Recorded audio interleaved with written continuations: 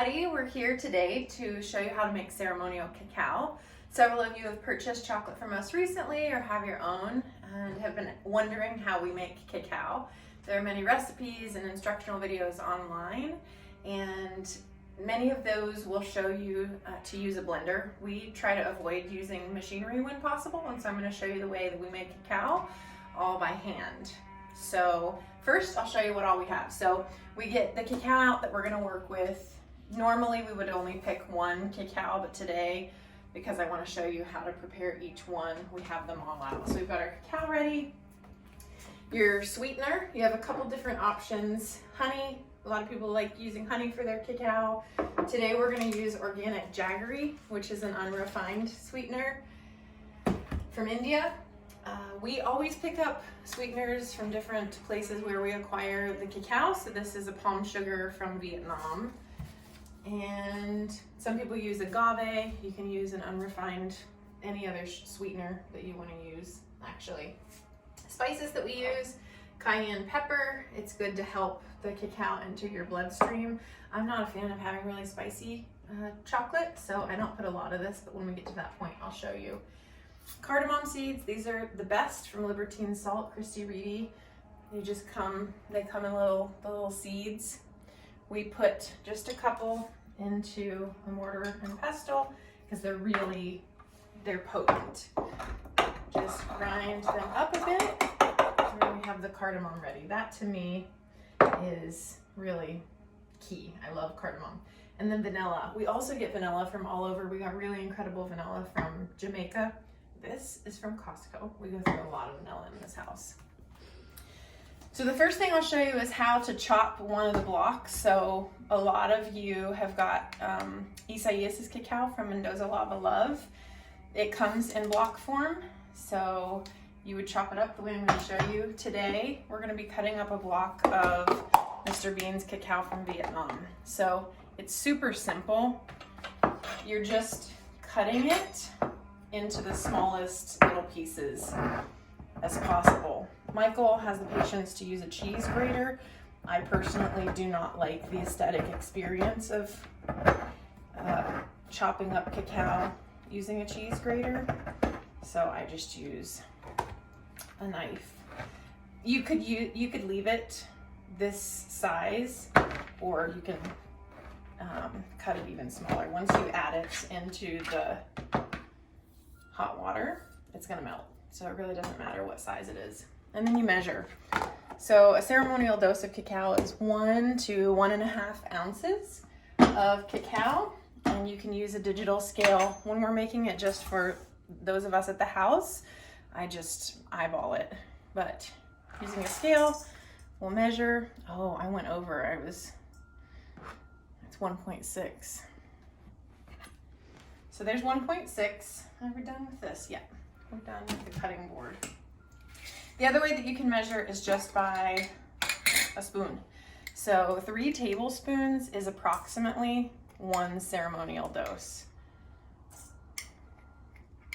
Did I say that? 3 tablespoons is about a ceremonial dose. Yeah, so that's perfect. So right now we have 2 ceremonial doses. This cacao is from Bali. The cacao that we just chopped was from Vietnam.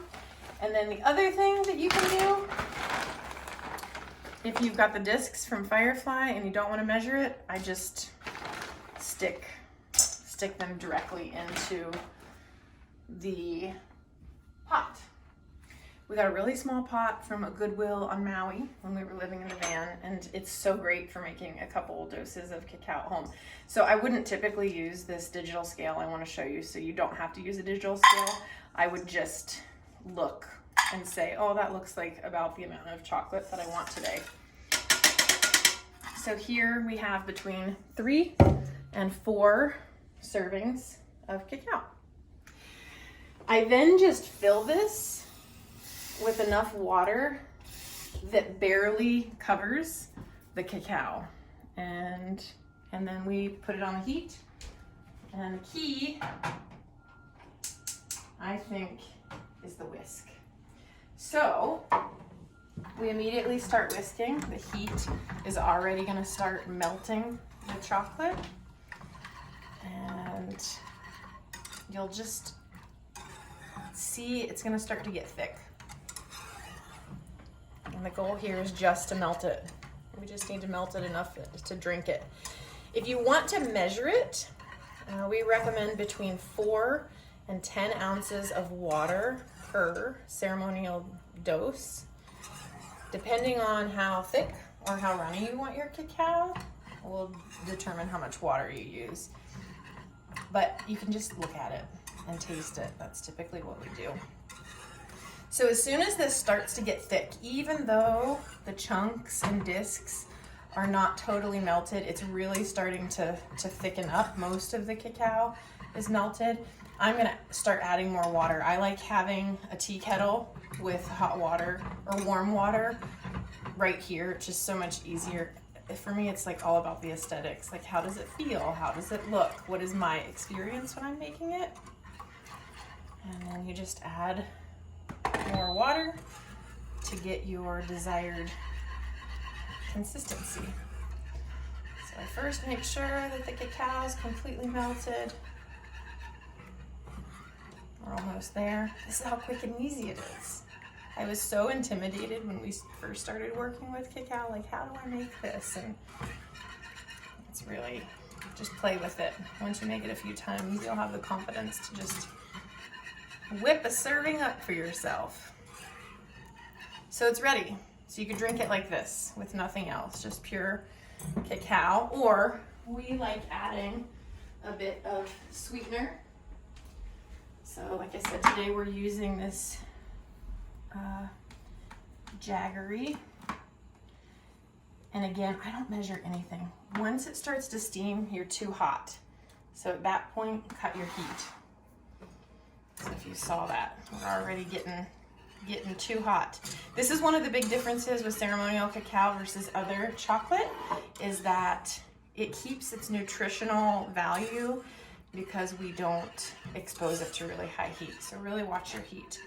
Either turning down your heat or adding cool water is going to be the quickest way to decrease the temperature.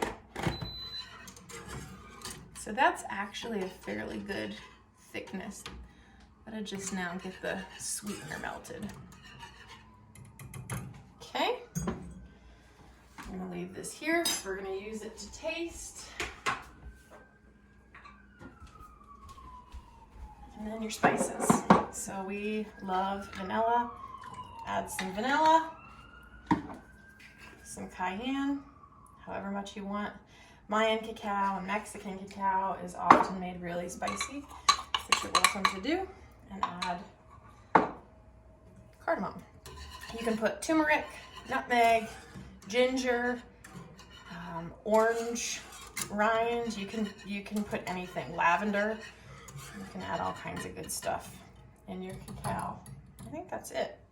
And then, because we're not making this for a group of people, and our germs don't matter so much right now, although I am going to serve this to Jessie, so I haven't put this spoon in my mouth yet.